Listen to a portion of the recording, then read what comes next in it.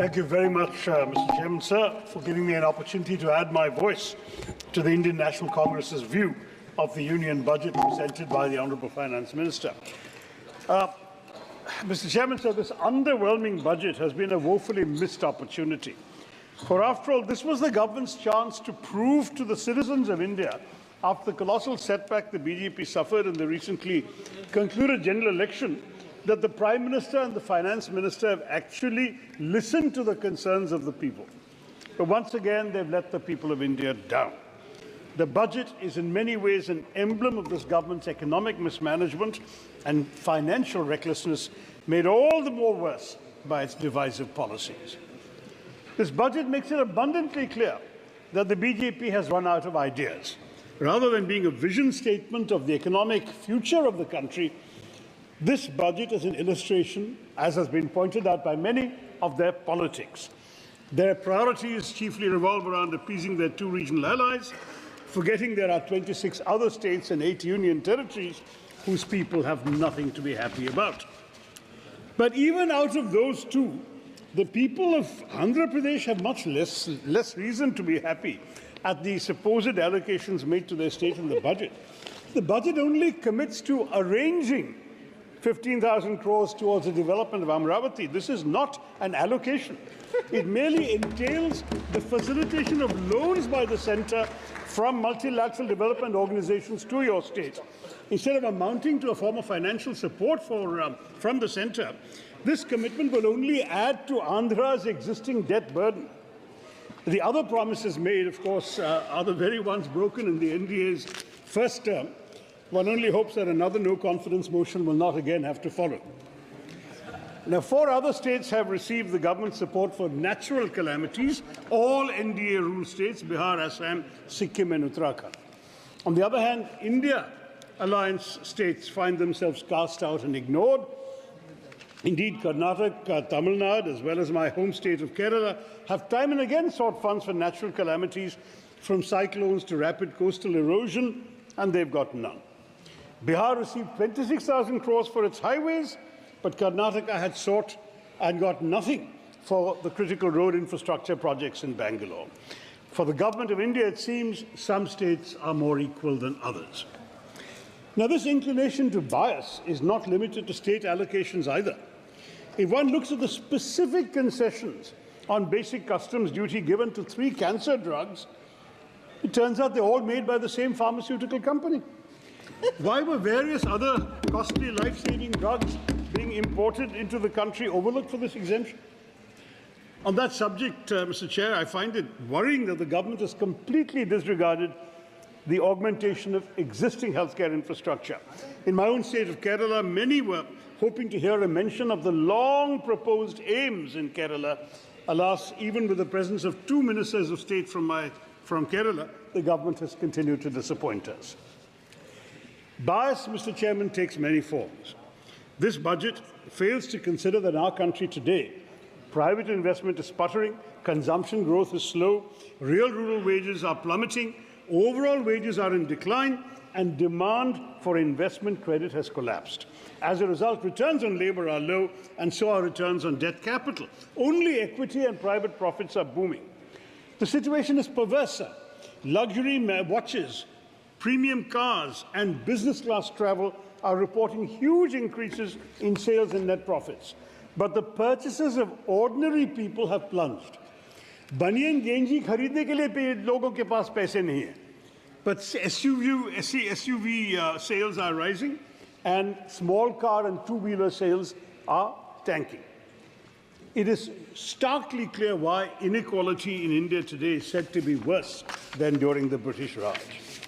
Even when all the flaws that beset a developing country, ill health, poor education, abysmal housing, poor sanitation, malnutrition, infant mortality, all linger in India, a multi-billionaire can preside over an obscenely extravagant wedding, reportedly spending 5,000 crores, while in the sprawling slums of the same city, most Indians struggle to survive on less than 200 rupees a day. This government does not frame its policies with those 200 rupees a day people in mind. Instead, it gives tax breaks to favoured capitalists and corporates in the name of boosting private investment. But in fact, this government's corporate tax cuts have meant a revenue loss over the last 5 years of an astronomical 8.7 lakh crore rupees foregone by the government. Who has this benefited, Mr. Chairman? Can you tell us where the jobs are, Madam Finance Minister? Where is the capital investment? While no one, Mr. Speaker, expected any better from this government, it's extraordinary that in India, individuals pay more direct tax than corporates. Budgeted figures of higher direct taxes from individuals and lower from corporates will surprise voters and should shame the government. Perhaps they are ashamed since they've stopped even releasing detailed GST revenue collection data, allegedly because their GST collections are so high that they dare not reveal the extent to which the Aam Aadmi is subsidizing this government through regular purchases that they pay GST on, while the government subsidizes a favoured few. But once again, concealing data is a specialty of this government. Remember the PM Cares Fund. During the UPA years, Mr. Chairman, personal income tax was 21% of total tax collection, corporate tax was 35%. Today, the share of corporate taxes out of total tax collection is the lowest level ever at just 26%, while the share of personal income tax in total tax collections has increased to 28%. But while this has gone on, private investment has nosedived from a peak of 35% of GDP under Dr. Manmohan Singh to below 29% during this government's 10 years of BJP rule. So the corporate tax cut has put over 8.7 lakh crores in the pockets of billionaires, while the middle class and the Aam Aadmi continue to bear the weight of heavy taxation. In contrast, if the money were to be put into the hands of ordinary people, they would spend it in their local communities and on their own essentials, and so stimulate the economy. It would be a matter of spending on roti, kapda or makan rather than on the pockets of those who happen to support the BJP. So I want to point out to the Honourable Finance Minister, in her absence, of course, that 1/3 of our population lives under 100 rupees a day. And if we are to have a budget that addresses their needs, we must pay attention to those crucial sectors of our economy that are conspicuous in their absence from this budget. My colleague Kumari Shelja has already addressed the emissions and agriculture, so in the interest of time, I won't touch that and farmers' welfare. But consider, for instance, that the word health is mentioned only 4 times in the speech. Indeed, Madam Minister did not even discuss healthcare at length. At a time in India when 55 million of our most vulnerable citizens are annually cast below the poverty line because of having to spend on healthcare, this budget offers nothing tangible for this vital sector. Was it really so long ago, Mr. Chairman, that COVID-19 rampaged through across the world, wreaking havoc and exposing our massively inadequate and ineffective healthcare sector?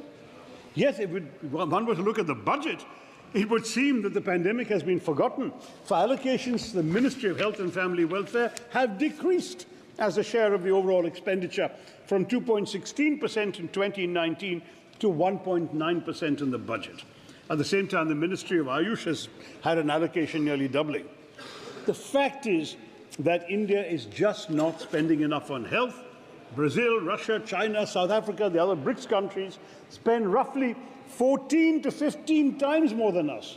Until recently, even Bhutan, Nepal, Maldives were outspending us. This year, the budget outlay for health has seen a minuscule rise, yet far from the aspiration of 5% of the GDP, the Modi government's health expenditure as a proportion of GDP remains stagnant, and we are even distant from spending the minimum 2.5% that was outlined by their government in the National Health Policy. We also must address the so-called missing middle. According to Niti Aayog, these are the people who have no health insurance cover and are too well off to be eligible for the Ayushman Bharat Yojana. When flagged in a 2021 Niti Aayog report, the government said they would take notice of this, and yet here we are in 2024 with no health solution at all for this middle class. This is highly irresponsible and reflective of our government's inability to afford something as basic as healthcare insurance cover to some of our neediest citizens. Offering health insurance to employees at negotiated rates, reducing GST on health insurance premiums, offering such tax benefits as increased exemption limits under Section 80D of Income Tax Act, could all have been ideas for the finance minister to make health insurance far more affordable and accessible, especially for the middle section, the missing middle of our population, which is growing according to the government, but she has completely overlooked them. The truth is, Mr. Chairman, that even when it comes to a sector as indispensable as public health care, the mantra of the BJP, as with everything else, has been rebrand, not revamp. And so you've had India's health and wellness centres, which need more funds and more staff to provide cost-effective treatment to ordinary Indians, regardless of their faith, being renamed Ayushman Arogya Mandirs, casting a secular institution of a secular nation into an overtly religious mold. But perhaps a certain constituency in Uttar Pradesh should have taught the BJP never again to exploit a mandir for scoring political goals. Yet rebranding is what this government has done for the last 10 years. But we've been calling it a name-changing government, not a game-changing government, as you know. But honestly, hearing the inflated claims of the ruling party after this week's budget and all the TV shows I had to appear on yesterday, I am reminded of a garage mechanic saying to the owner of a car, "हम आपके brakes तो ठीक नहीं कर सके, इसलिए horn की आवाज़ को बढ़ा दिया." That's what the Sarkar is doing. The brakes of the Indian economy have fallen off, but this government's horn keeps getting louder. Let's look at the targets announced for Make in India in its 10 years of existence and underachievement. This government thinks honestly that rhetoric is a substitute for action. But if I may move to another sector of the economy which the budget barely pays any attention to, that's education, immensely critical to employment generation. For all the BJP's talk of upskilling youth and equipping them with the tools they need to procure jobs in today's intensely competitive job market, there was no mention in the budget speech of primary or higher education. We have a staggering 3.5 million youngsters, 35 lakhs, dropped out of school in the last academic year for which there are records. And this is not just an indication of economic failure by the government, kids having to join the informal workforce to support their families, but it's the future of India stepping away from the path of knowledge, Mr. Chairman. It's deeply unfortunate, and while leaving school may not be in these students' hands, getting them back to school is certainly in the government's hands. So it's a shame that access to quality and compulsory education has been wholly overlooked in this budget. Education has been allocated a miserly 1.2 lakh crore rupees, which is a 7% decrease from the revised estimated allocation of 23-24. More alarming is the fact that the allocation for the Department of School Education and Literacy as a share of the total budget outlay reduced from 3.16% in 2013-14, the last year that we were in government, when the UPA was there, to just 1.53% in 24-25. And the combined allocations for both the departments have declined from 4.7% as a share of the total budget expenditure in our last year to 2.53% in your so far last year. Now, as a share of GDP, it's even worse. It's a horrifically low 0.36%. The government's own new education policy of 2020 recommends that the education budget should be 6% of GDP. Now, Mr. Chairman, if this Modi government cannot even meet the goals that they set for themselves, then what can we expect of them, Mr. Chairman? In continuance of their onslaught in education, by the way, the budget has slashed the funding for the UGC by 60%. Sir, my party has allocated 20 minutes to me, sir. So I have another 6 or 7 to go. You are having 15 members. No, sir, I've been told 20, and I've prepared accordingly, please. But they've slashed the UGC budget by 60%, and fears do abound now that this will reduce the UGC to purely a regulatory agency, encourage universities to start more self-financing courses, creating an additional financial burden on students, and will also make more universities dependent on loans from the Higher Education Financing Agency, a complete transformation in our education environment. On top of that, in 2019, the government introduced a 4% education and health cess, which is not a sustainable source of revenue for the government, but this cess has financed 70% of total educational expenditure after 2015. So that is another source of worry. So there's little to cheer on health and education. But should we welcome the government's belated recognition of the worst ever employment crisis in our country in history by their borrowing the Congress Party's proposed apprenticeship scheme and renaming it? No. First, because the exaggerated claims of the government that it added 125 million jobs in its 10 years, including 47 million last year, are completely fake. They include unpaid labor, and even 1 hour's work a week has been counted as a job. Second, because they've diluted our scheme. We had proposed an apprenticeship which would lead to jobs. They've reduced that to an internship, which is only assistance. They've only restricted to 500 top companies. We had it open-ended. We offered 1 lakh per person. They're offering only 5,000 rupees a month. And on top of that, they're saying 10% from CSR funds. CSR funds are meant for social welfare benefits and not for the companies to spend on themselves. So I have to say, on top of that, you have the fine print in the annexure that says that the participation in these companies is voluntary. I don't know how they're going to define the 500 top companies, and how would these companies voluntarily shoulder the government's burden of creating an economy where there are enough jobs. The precedents are not encouraging. Can the government tell us what became of their 10 years of skill development efforts? How many of those trained have been placed in real jobs? What about the schemes for women? Why is female labour force participation at a record low today of 28%? मगर चलिए सभापति जी, बहुमत हारने के बाद BJP तो हमारे सुझाव मानने लगी, ये तो अच्छी बात है अगर इससे भारत की भलाई हो जाएगी. But it's amusing to me that the BJP had to lose its majority in Parliament before they became receptive to effective suggestions from the opposition. Let me immodestly point out that it was I who, in the Lok Sabha on 10th of March 2016, asked the late Finance Minister Shri Arun Jaitley to reduce or remove angel tax in order to strengthen the startup ecosystem. And I'm glad to see that 8 years later, a finance minister has heeded my words and abolished it. So, chalo der aaye, durust aaye. But I have to say that the finance minister's rosy claims on FDI are belied by facts. FDI as a ratio of GDP has in fact collapsed from an average 2% of GDP to 0.5% of GDP last year, the lowest in a decade. One big reason for stunted private investment is the heightened risk perception of the Indian economy. Foreign companies actually pulling money out of our country. Some $44.4 billion have been pulled out in 23-24. And actual FDI, that is investments minus what they take out, has fallen to 26 billion, which is a 37% drop, according to RBI data, and the lowest number since 2006-07, when the UPA was in power.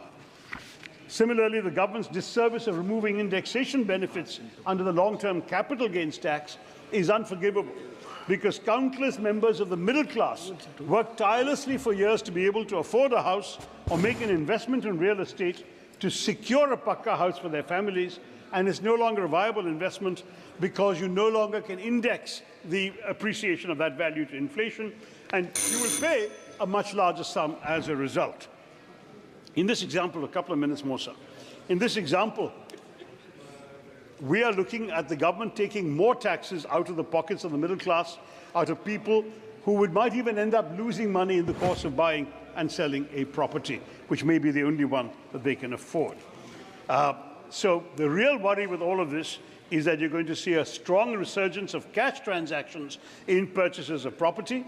It'll bring the real estate economy back into the deadly pool of black money. So much for na khaunga, na khane dunga. I must say, sir, the government keeps boasting of capex and infrastructure, but the fact is that, and it even says it will create jobs in the tourism sector because of this. But the truth is, how can you create jobs or strengthen tourism when your refusal to reduce GST in hotels has made India amongst the costliest destinations? You exhausted 20 minutes already, please. Or indeed boost tourism when everything in the infrastructure we're seeing is collapsing. Terminal 1 in Delhi, the roof has collapsed. Rajkot and Jabalpur, the canopies have collapsed. 5 bridges have fallen in Bihar last month. And Mumbai's Trans-Harbour Link, which was inaugurated by the PM in January of this year, has developed cracks. So what the finance minister ought to do is allocate resources to fix our infrastructure rather than boasting about the tourists it will attract. I'm going to wrap up, sir, with just one sad comment further before I conclude, which is the accidents and the failure of the government to implement its own kavach that it's been talking about. We've had grisly and ghastly railway accidents, but the kavach system has only utilized less than half of the money allotted to it in the last budget, and only 1% of the total amount of railway lines that are supposed to have been equipped with kavach have been equipped. So this is pretty shameful, and the budget has glossed over it. Nor did the finance minister mention Manrega, which has been mentioned by others, so I can just say in one sentence that demand keeps going up, but the Modi government keeps reducing its allocations to this.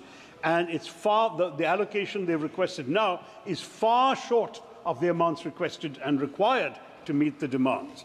On top of that, they've deleted job cards. 267% of more job cards have been deleted this year, and the new Aadhaar-based payment system has left 8 million active workers ineligible for payment. This is supposed to be something to help the rural poor. It's actually hurting them, sir. Let me conclude by saying that this budget is a do-nothing, claim-to-do-everything exercise. No matter how much the government ratchets up the mythic vision of a Viksit Bharat and its rhetoric, this is not a budget for a Viksit Bharat. It's a motley collection of schemes without an analytical framework or a coherent spending plan, and no pathway to achieve the boasts and rhetoric of either Amrit Kal or Viksit Bharat. The government is selling us a penthouse in a building whose foundations are shaky, whose canopy has collapsed, whose lift shaft is yet to be installed, and whose workers are starving. The budget lacks originality, ambition, strategy. We get no answers to the employment puzzle. We get no solutions to education and health, and we don't engage with any of the crises of investment I've outlined today. The budget that India needs and India deserves is much more than a statement of solidarity with the ruling party's political allies. Thank you, Mr. Chairman. Thank you. Mr. Mehatab, Honourable Member Mehatab.